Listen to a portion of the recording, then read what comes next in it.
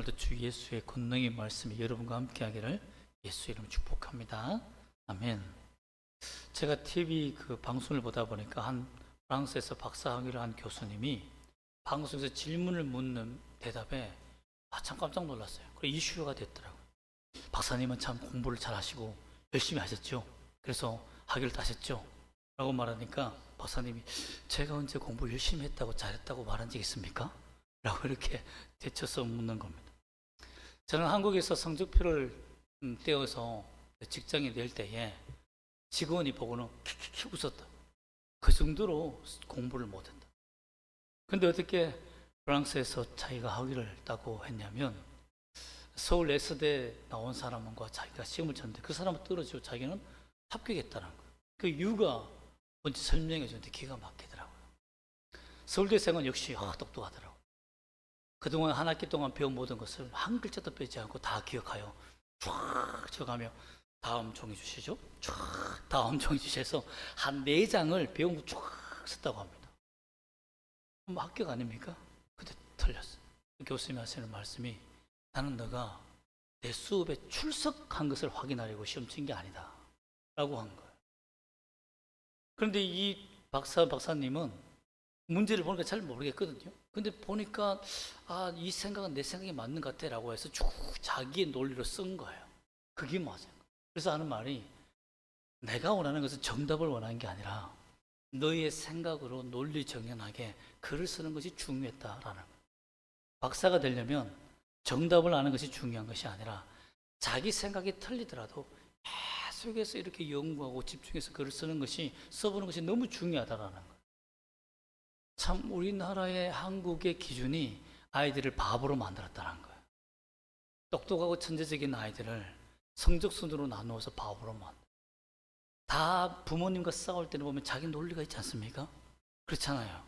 말도 안 되는 개똥철 같은 철학을 막 내세우지만 일리가 있잖아요. 막 그 눈을 부릅쓰고 그렇게 하잖아요. 그 논리에 대해서 막지 말라는 거예요. 다 자기 생각을 낼 수 있도록. 근데 저는 깊이 안 배웠거든요. 뱀이 지나갑니다. 입담으로 이렇게 교육을 받았는데 그렇게 하라는 거죠. 저도 배울 때 보니까 제가 외국에서 배울 때 보니까 어떤 약간 이제 자폐증이 약간 있는 학생 같아요. 교수님이 수업 시간에 질문하니까 계속 손을 들고 계속 질문하는데 그 수업이 절반이 거의 지나갈 때까지 그 학생과 대화를 하더라고요. 우리 등록금을 그렇게 많이 냈는데 그렇잖아요. 끝까지 받아주시는 거예요. 나중에 그 아이가 오케이 I got it 이러니까 수업이 다시 진행된 것을 보았습니다. 그런데 어떤 누구도 우리 같으면 빨리 수업 빨리 끝내야 되고 진도 나가야 되는데 난리가 칠 텐데 어떤 학생도 말하지 않더라고요. 그냥 가만히 듣고 이렇게 듣더라고요. 여러분 공부를 잘한다 공부를 못한다 기준이 뭡니까? 정말 성적과 똑똑하고 잘 아는 겁니까? 잘 쓰는 겁니까?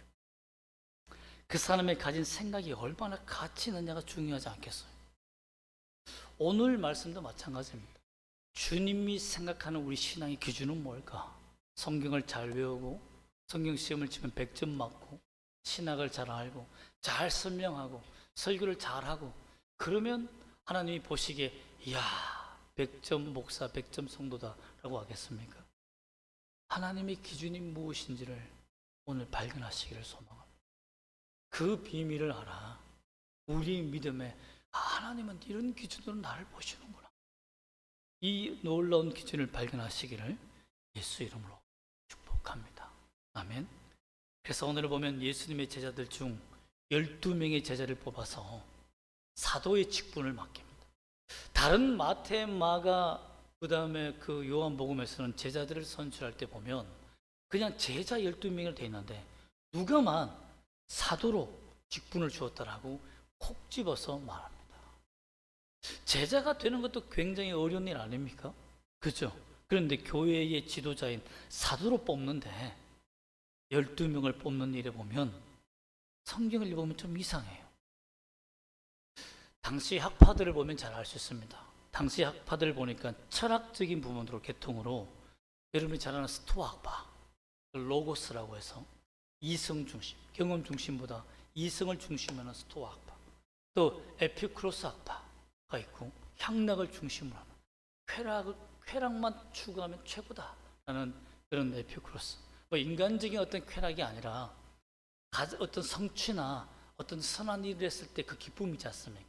그것을 추구하는 것이 에피쿠로스 학파인데요. 그 다음에 견유학파, 사이닉스 학파라고 하는데, 소크라테스, 니꼬라지를 알아라 하는 그 철학을 닮아서 학파를 만든 사이닉스 학파가 있었습니다.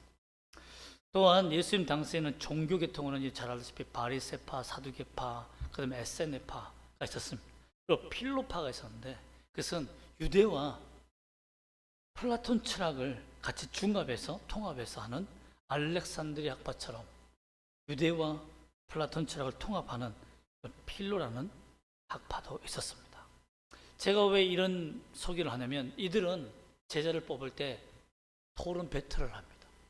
그래서 가장 잘하는 사람, 그리고 토론 배틀에서 뛰어난 사람. 요즘 보니까 그 여러 가지 대변인을 뽑을 때 보니까, TV 방송에도 보니까 토론 배틀을 해서 가장 말을 잘하는 사람을 대변인을 뽑더라고요. 보좌관을 뽑기도 하고. 그런 것처럼 제자를 뽑으려면 논리학이나 수사학에 뛰어나야 되고, 그 뛰어난 것뿐만 아니라 상대의 논리를 충분히 이길 수 있는 그런 이성과 지성이 있는 자들을 제자로 뽑았다는 겁니다.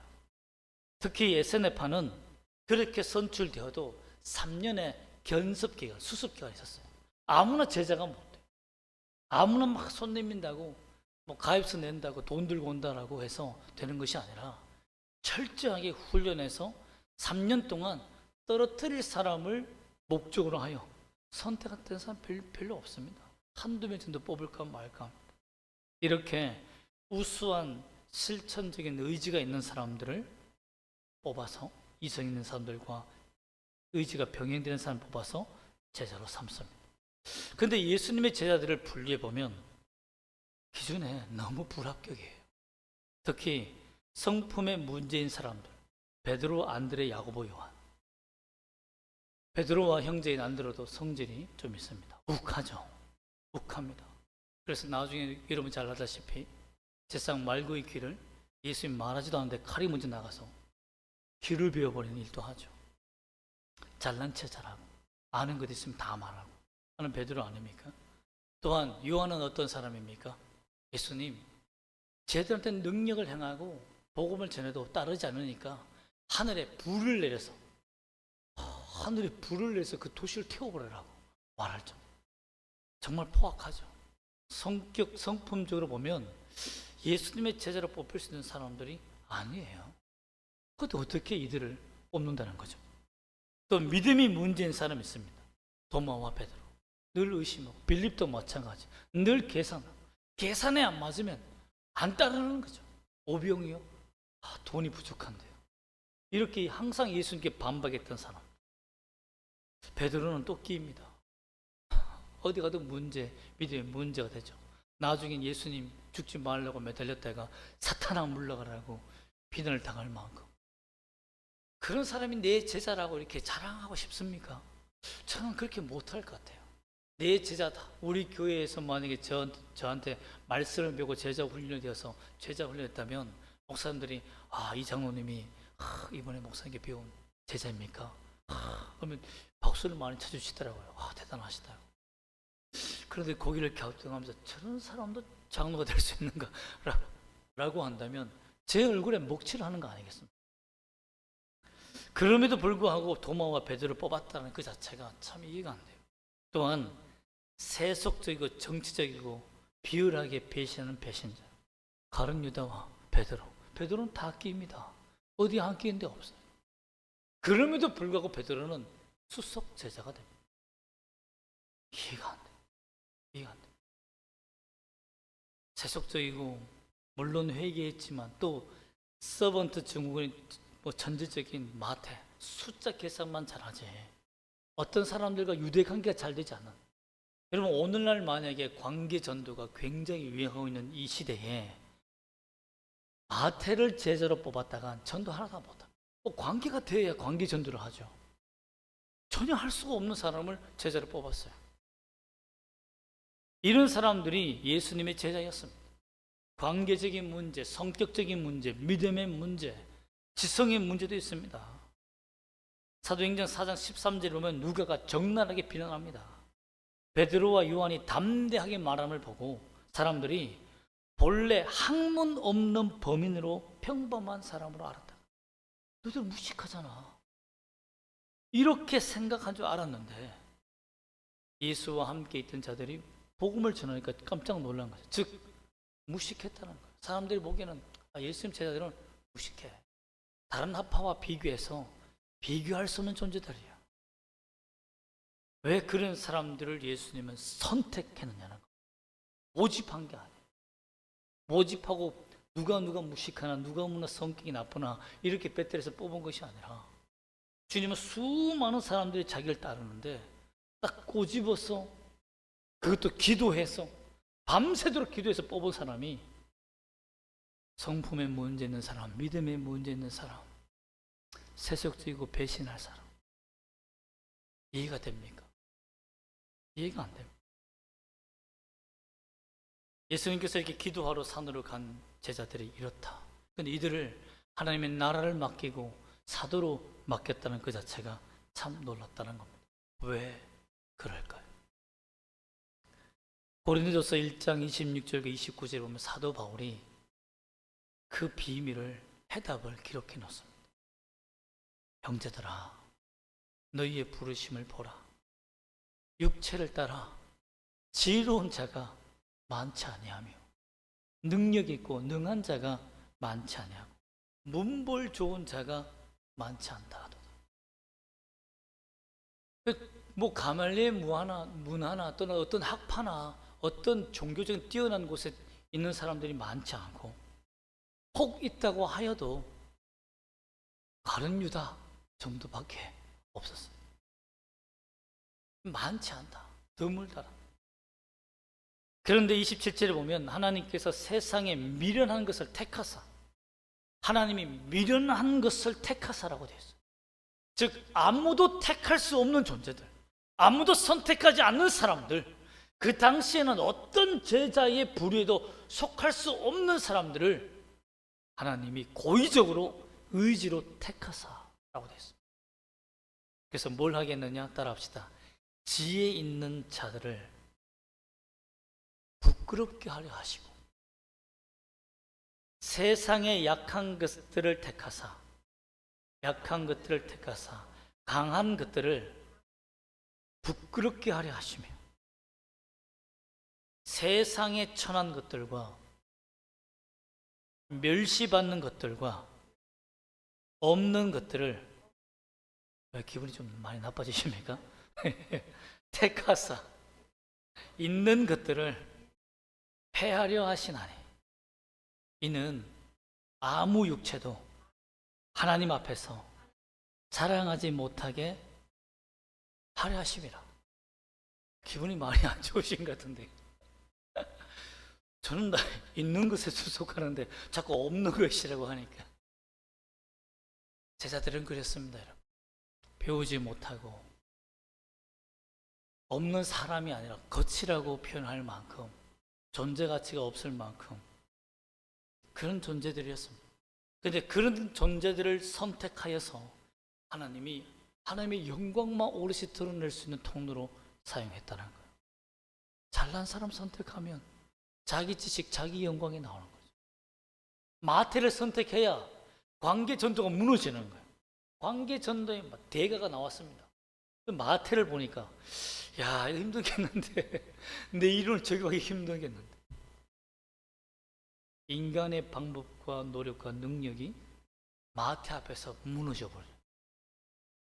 하나님의 능력과 지혜가 마태를 통해 드러나는 거죠.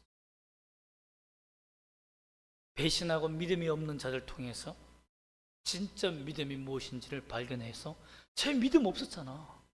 제 삶이 엉망이었잖아. 그런데 어떻게 예수를 믿어? 저희 안에도 제가 제자 훈련하는 한 청년이 있었는데 꼼짝도 씻고 스리퍼 딱딱 끌고 이렇게 와서 딱 앉았을 때 이야, 저거 제자 훈련해서 인간 되겠는가? 라고 딱 했는데 십자가만 생각하면 눈물 흘리는 거 보고 여보 진짜 기적이야. 지금은 멀리 떠났지만 여러분 그렇습니다. 사람이 바뀌는 것은 나의 능력과 힘과 권능이 아니라 하나님께서 그 사람을 통해서 내가 존재해. 하나님이 존재하고 있어. 하나님이 역사하고 있어. 내가 그를 구원한 거야. 그를 통해 내가 복음을 전하는 거야. 하는 것을 드러내시기 위해서 이들을 선택했다는 겁니다. 또한 두 번째는 따라합시다. 은혜와 용서의 법을 가르치기 위해서. 하나님은 은혜와 용서의 방법을 그 도리를 알려서 하나님 나라를 세우기를 원했습니다. 가룟 유다처럼 우리가 생각하면 너무나 양심적이죠. 다 배신하고 떠났는데 가룟 유다는 남아서 양심의 가책을 받아 목을 매달았어요. 스스로 내가 예수를 죽이다니, 내가 예수를 죽이다니, 은 30냥이 내가 팔았다니, 이 말이 안 돼. 예수님이 반항하고 혁명을 일으켜서 십자가에서 내려올 줄 알았는데 이렇게 죽다니, 내가 어리석어서 하며 양심의 가책을 받아 스스로 목숨을 끊었습니다. 정말 양심적이지 않습니까? 다 도망갔어요. 다. 베드로는 그냥 눈물만 뚝뚝 흘리고 잘못했습니다. 회개만 했어요. 자기 입을 찢든지 뭐 꿰매든지 불로 지지든지 뭔가 해서 내가 예수님께 회개했다는 증거를 보내는 것이 맞지 않습니까? 그러나 예수님은 용서가 무엇인지를 보여주었습니다. 용서받을 수 없는 사람이 용서받는 장면을, 기회를 주심으로 말미암아 베드로는 다 용서했습니다. 다 용서했습니다. 가룟 유다는 마귀가 벌써 시몬의 아들 가룟 유다의 마음에 예수를 팔려는 생각을 놨더라. 인간의 양심을 믿을 수 없다는 말이에요. 아무리 내가 양심껏 스스로 목숨을 끊었다고 해도 그 양심에 오염된 부분이 누구 때문에 오염됐다고요? 마귀의 생각 때문에 오염됐다는 겁니다. 그러면 사람이 양심껏, 양심이 좋다. 그것 말씀과 비교해봐요. 내가 하나님의 말씀에 비교했을 때, 비추었을 때 양심적인 사람이 올바른 것이지, 성경에서 아니다 이러면 멈춰야죠.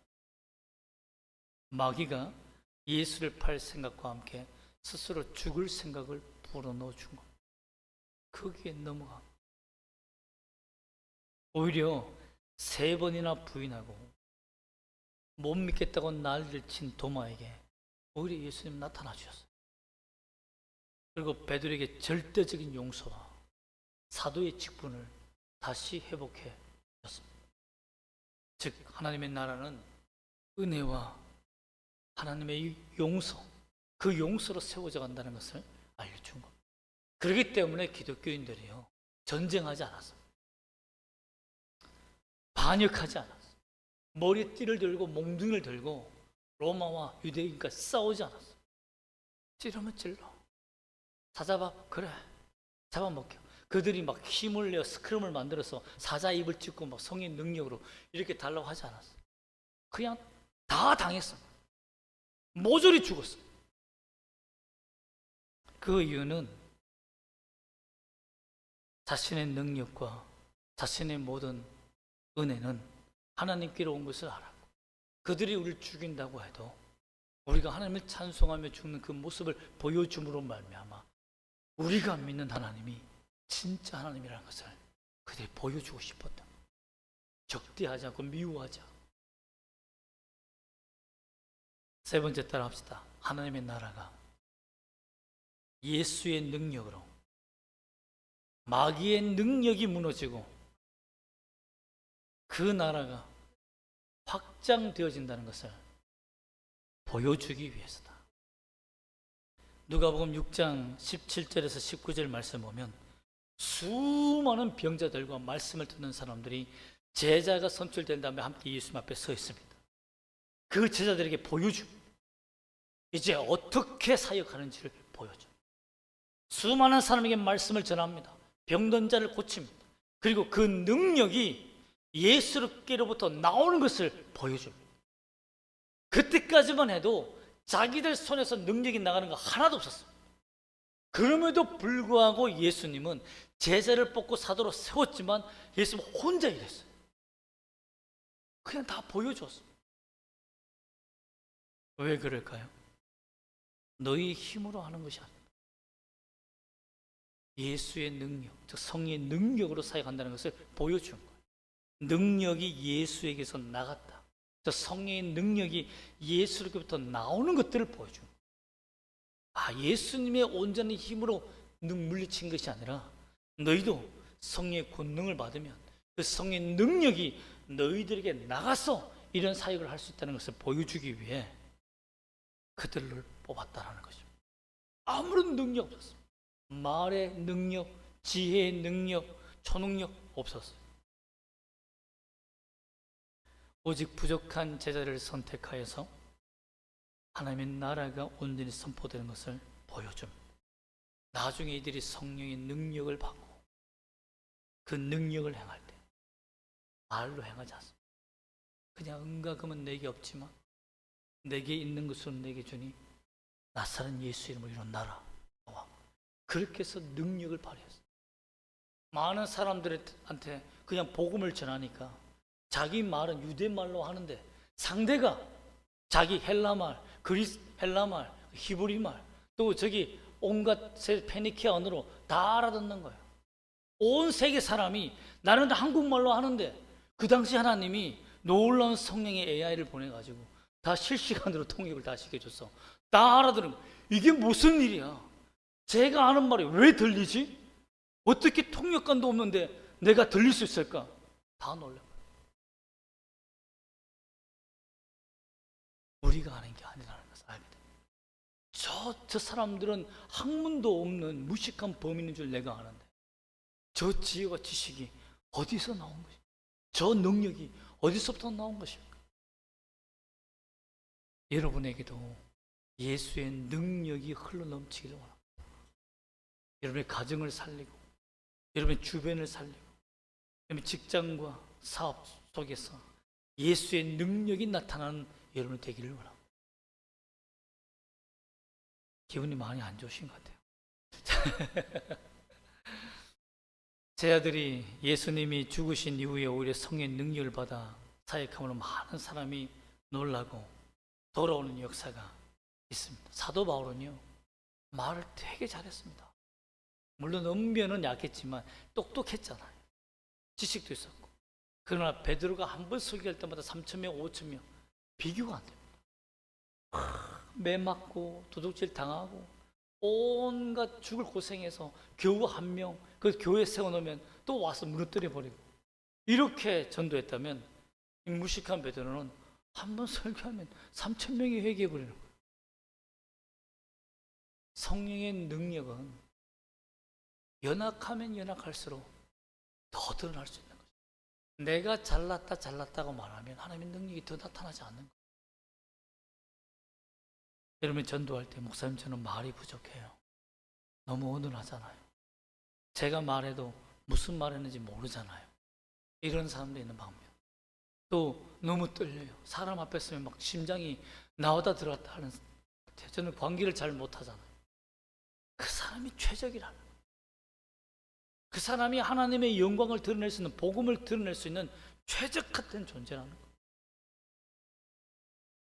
사도들은 은사들을 부어 받게 됩니다.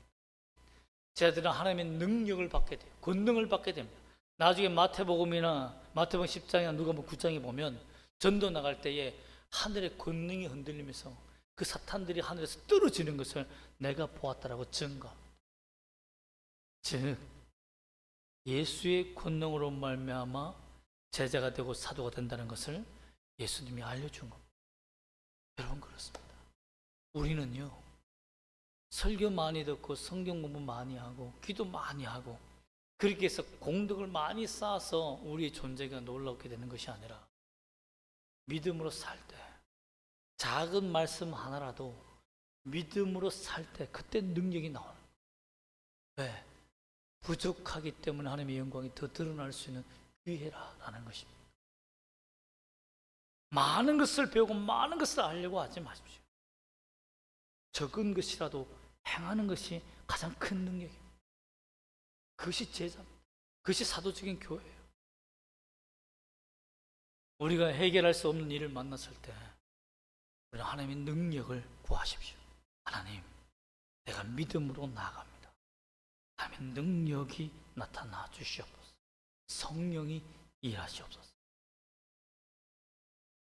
여러분, 하나님께서 이렇게 이들을 부르시고 소명으로 부르신 것은 참 거울과 같습니다. 오늘 여러분 거울을 몇 번 보셨습니까?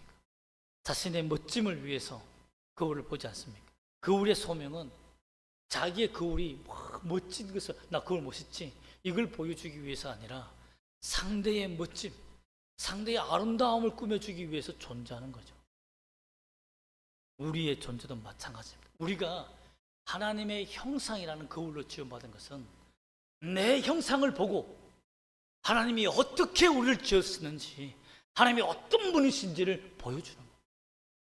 우리는 하나님을 보여주는 거울이에요. 하나님이 얼마나 멋지신지를 보여주는 겁니다. 그러므로 나의 연약함과 나의 부족함이 있다면 오히려 그것이 하나님께 더 큰 영광을 돌릴 수 있는 통로가 된다 생각하고 지금부터 노력하면 되는 겁니다. 믿음이 부족해요? 그러면 사람 봤을 때, 야, 너의 믿음이 달라졌구나, 그걸 보여주면 되는 거잖아. 사람들 앞에서 내가 그리스도인으로서 하나님의 형상으로 참 멋을 보여주지 못한다면 아직 우리는 예수님의 형상을 담지 못했거나 그 빛을 보여주지 못하는, 어떻게 보면 주님의 제자로서 온전한 삶을 살고 있지 않는지도 모릅니다. 소명은 하나님의 형상을, 하나님의 영광을 드러내기 위한 사명으로 우리가 살아가는 것입니다. 그 사명을 감당하기를 소망합니다. 사도는 지금 없습니다. 사도적인 교회는 있습니다. 하나님의 성의 능력을 받고 권능을 받고 교회 지도자처럼 성령의 인도를 받는 그런 사도적인 교회는 오늘날 우리가 되어야 합니다. 그런 교회가 되기 위해서 필요한 게 뭐냐? 첫 번째, 따라합시다.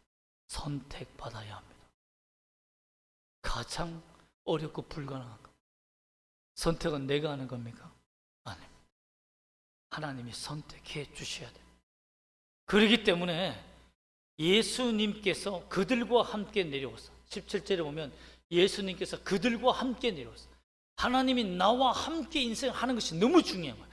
내 인생을 선택하여서 내 인생과 함께 하겠다라고 주님이 결정하는 것이 너무 중요한 것입니다. 아무리 무식하고 엉망진창이어도 예수님이 그 사람과 함께하면 그 사람의 인생이 변할 줄 믿습니다. 또한 모든 능력이 예수님께로부터 나옴을 인정하고 겸손한 자세를 가져야 됩니다. 이것은 나는 못해 이런 것이 겸손이 아닙니다. 예수님이 나를 통해 역사하실 것을 믿고 담대히 나아가는 것이 너무 중요하다는 겁니다. 또한 나의 능력과 지식과 재물과 나의 입술의 이 현란함을 믿는 것이 아니라 오히려 나의 부족함이 하나님의 영광을 드러낸다는 것을 믿고 나가는 것이 너무 중요해요.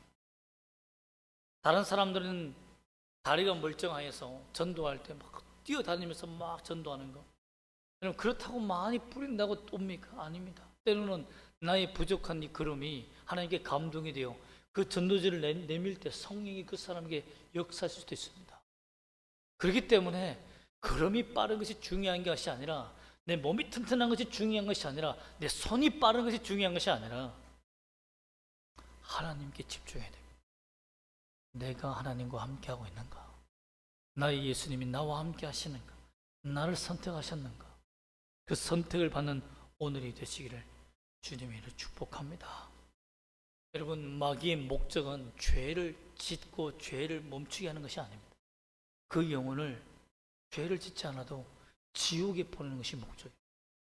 너 양심껏 살았지? 도덕적으로 살았잖아. 거기에 속임되어 예수를 믿지 못하고 지옥으로 가게 만드는 것이 마귀의 목적입니다. 그는 하나님의 영광을 보지 못하게 하는 것이 목적이에요. 그러나 제자와 사도적 교회의 목적은 뭡니까? 하나님의 영광을 보여주는 것, 그들을 지옥의 길에서 천국의 길로 인도하는 것입니다. 그것이 우리의 소명이요, 우리의 사명입니다. 제자들은 그 일에 자기의 생명을 다 던졌습니다. 그 무식하고 그 힘없고 능력 없고 배운 바 없고 문벌이 좋지 못한 자들은 예수의 나라를 위해서 한 영혼을 구하기 위해 자신의 모든 생명을 던졌습니다. 베드로는 나는 십자가에 똑바로 못 박혀 죽는 이 영광을 선택할 수 없으니 나를 거꾸로 못 박아 달라고 부탁하여 거꾸로 못 박아 죽었습니다. 도마는 인도에서 우리 한국까지 와서 일본에까지 와서 돌아가는 길에 가마 속에서 들어가서 허물이 벗겨진 죽음도 감당하며 할렐루야 찬송했습니다. 주 예수의 나라가 속히 오시리. 여러분, 믿음 없는 자들이 믿음이 생기고 능력 없는 자들이 복음을 전하는 이 일, 우리가 할 수 있는 것이 아닙니다. 할 수 없다라고 할 때 가장 크게 할 수 있는 능력이 임할 줄 믿습니다. 개척교회가 안 된다 라고 많은 사람들이 말할 때 개척교회가 된다 라고 하는 사람에게 하나님이 역사할 줄 믿습니다. 여러분, 그러므로 여러분 주위에 안 된다라고 말하는 사람이 있으면 그것이 바로 내가 할 수 있는, 주님과 함께 일할 수 있는 기회라는 것을 믿고 그 능력을 구하기 위해 하나님이 나와 함께 하시는 그 선택을 받기 위해 간절히 기도하는 우리가 되시기를 주 예수 이름으로 부탁드립니다. 아멘. 기도하겠습니다.